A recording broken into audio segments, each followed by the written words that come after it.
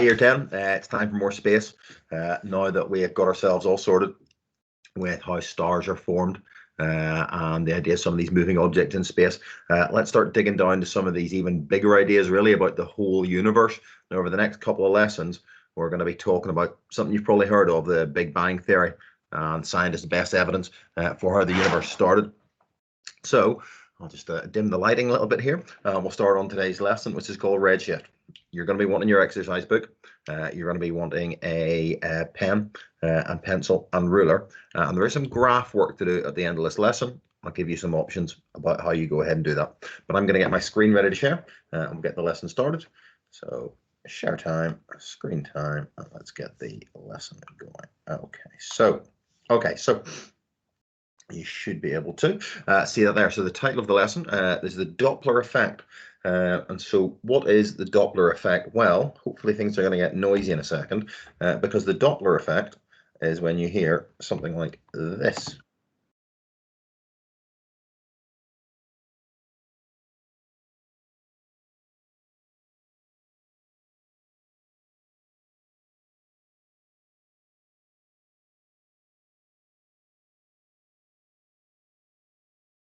All right, classic example of the Doppler effect there. The Doppler effect is when the sound coming from a moving object seems to change. Now, obviously, there's not someone standing in that fire engine changing the sound of the siren as it moves towards you and away from you. But there's something about the fact that it's coming from a moving fire engine that makes it sound different. So let's have a look at what's going on here. When we think about objects, and I'm just going to have to change my screen. When we think about sound waves coming off moving objects, what we think of is the best example is that, like say, a car beeping its horn as it moves along there. As it moves along there, so you're standing further down the road, and there's a car driving towards you, and the car is going to be sounding its horn. Now, as the car comes towards you, it sounds higher pitched. And then as the car passes you, it sounds lower pitched. So what's going on there? Why does the pitch of the sound appear to change as the object moves towards you and away from you? Now, from the beginning, I want to be dead clear. This is not about sound waves coming from something which is far or near. This is about sound waves coming from something which is moving towards or away. It's not about far and near. It's about whether the waves are coming from something which is moving towards or away from you. So if we think about the actual sound waves coming off the car, if we could sort of draw and we could see those sound waves in the air, what we would see is as the car moves towards us, the waves in front of the car are squashed together. The waves from that moving car as it moves towards us are more bunched together. Now what that does, squash the waves closer together, so we now have waves with a shorter wavelength. Sound waves with a shorter wavelength sound more high pitched. So that explains why when the car is moving towards us, the noise of the car's horn sounds more high pitched. The sound waves are closer together. The wavelength of the sound waves is shorter, and so the pitch sounds higher. As it moves away from us, you can see the sound waves are getting stretched further apart, coming from the car which is moving away from us. Now, because the sound waves are more stretched out, that's making the wavelength of those waves longer. And those longer wavelength sound waves have a lower pitch. So this explains why we have the change in pitch from a moving object there. Now, it is really, really important you get the idea that this is only to do with waves coming from a moving object. It's not about near or far. If I've got a car sat here stationary, like in the animation, the sound waves in front of it and behind of it, they have exactly the same wavelength.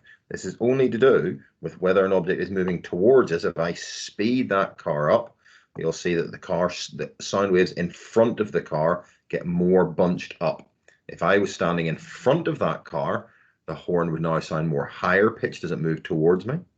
If I was stood behind that car, the sound waves would sound lower pitched as it moves away from me. It is worth noticing that we get more or less of this Doppler effect, this change in pitch, depending on how fast or slow the car is moving. The slower the car moves, the less the pitch changes. The faster the car moves, the more the pitch changes. So the Doppler effect is this idea that sound waves coming from a moving object appear to change pitch. And they appear to change pitch depending on whether the object is moving towards you or away from you. So we've got sound waves coming off a moving object. They end up with a shorter wavelength. Shorter wavelength means higher frequency, and they sound more high-pitched. If the wave source is moving away from you, the wavelength is longer because the waves are more spread out. We get a longer wavelength, lower frequency. It sounds lower pitched. So sound waves coming from a moving object can sound higher pitched or lower pitched, depending on whether the object is moving towards you or away from you. Okay, this is where you need to take a couple of minutes in your exercise book. What you need to do is, I've got a diagram there which shows the sound waves coming from a moving police car. So step one, I want you to make a version of that diagram in your books, please. And then I want you to add notes to the diagram, explaining what happens as the car moves towards you and as the car moves away from you. Now, we've got to use all these keywords in these explanations. Obviously, you can use these words more than once, but you must use the idea of wavelength, pitch, longer, lower, shorter, and higher. You can always rewind the video to have a look at the notes on the previous slide or listen to my explanation again. But what I'd advise you to do is pause the video now and do this work in your exercise book. Right, welcome back. So that's the Doppler effect. The Doppler effect is this idea that waves from a moving object appear to increase or decrease their wavelength. And that's going to make sound waves sound higher or lower pitched. But what's all this got to do with space? Teaching you about sound waves seems like a bit of a waste of time because sound waves can't travel in space. It's a vacuum. There's no air. There's no particles to pass on vibrations to each other. Well, the waves we're thinking about in space are what we call the electromagnetic waves. Waves like light, X-rays, infrared, you've got gamma rays, ultraviolet, radio waves, microwaves. Those waves do travel through space. So when we look at galaxies and stars and other objects in space, we're looking at the electromagnetic waves that come off them. Now, when we look at that, and we'll think mostly about the light that's coming off them, we can look very closely at the wavelengths of light that are coming off those galaxies and stars in space. Now, when we look at that wavelength and you spread it out like a lovely spectrum, like a rainbow, what you notice is that it shows a pattern. It shows our lovely rainbow pattern, but in there, we've got some tiny little fine lines, some little gaps where some of the colors, some of the wavelengths are missing. And that's just a pattern which we expect to see in there because some of the wavelengths are absorbed as the light travels through the elements like hydrogen and helium that are in stars or in galaxies. So we expect to see that pattern. That's a perfectly normal pattern of light we would expect to see coming from a star or a galaxy in space to show that the elements hydrogen and helium are there. So if you were sitting in a lab and you shone some light through some helium, you would see that pattern, almost like a little barcode saying, yep, it's come from it's come from something which is made of hydrogen or something which is passed through hydrogen. The hydrogen has absorbed certain colors of light.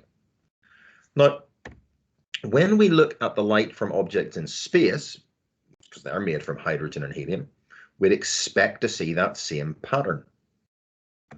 But actually, we don't see the same pattern as we see in the lab. The top pattern here shows the pattern we see in the lab with those missing wavelengths. But look, when we look at the light from a distant galaxy, we see the same pattern of bars, but the wavelengths that have been absorbed have shifted. Now that can't happen. If it's made of hydrogen, it has to absorb certain wavelengths. So what's happened to the wavelengths of light coming from these galaxies? These things we observe in space. Well, we say that the wavelengths of light we're seeing from these galaxies, from these stars, are getting longer. They're longer than expected. We expect to see a wavelength of light of this length, but actually it's a little bit longer. It's always a little bit longer when we look at some objects. And we call that red shift. So we're seeing wavelengths of light coming from objects which are longer than we expect. And we call that red shift. Why is it called red shift? Because red color light has the longest wavelength of all the colors of light.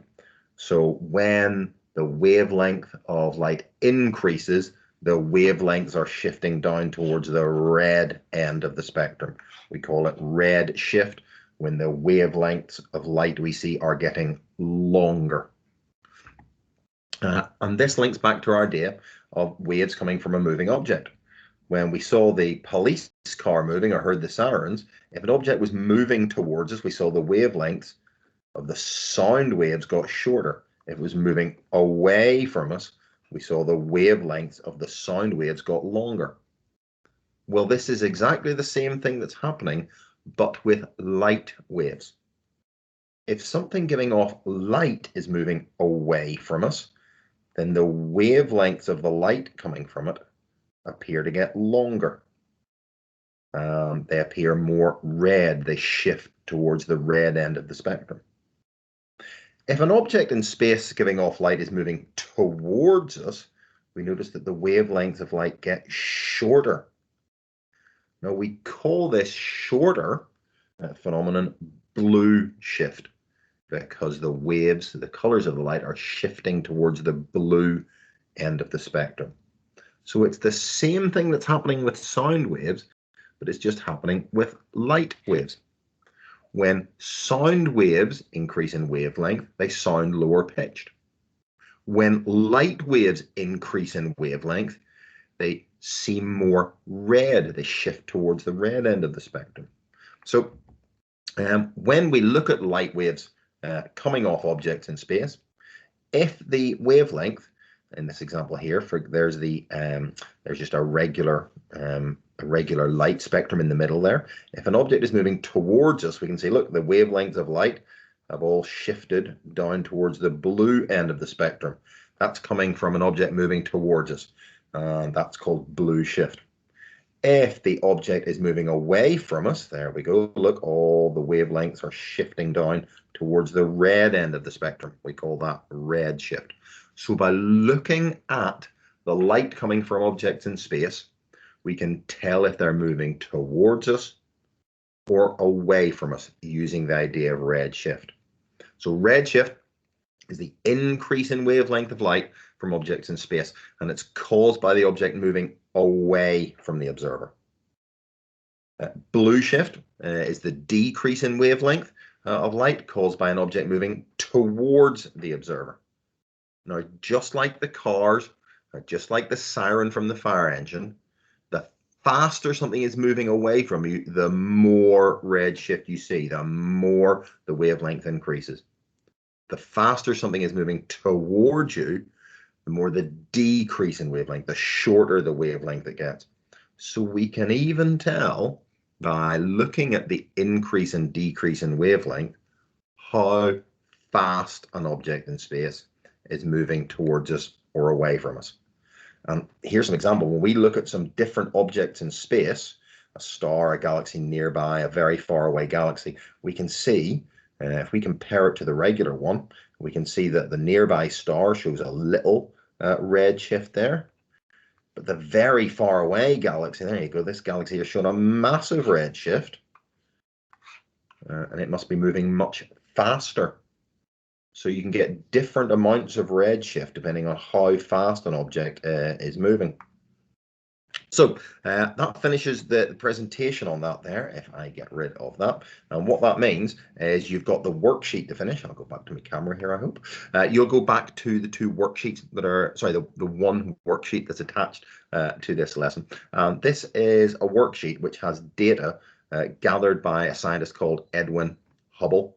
Edwin Hubble looked at the redshift, the change in the wavelength of light from different galaxies, and he wrote down the data about how far away the galaxies were and how fast they were moving.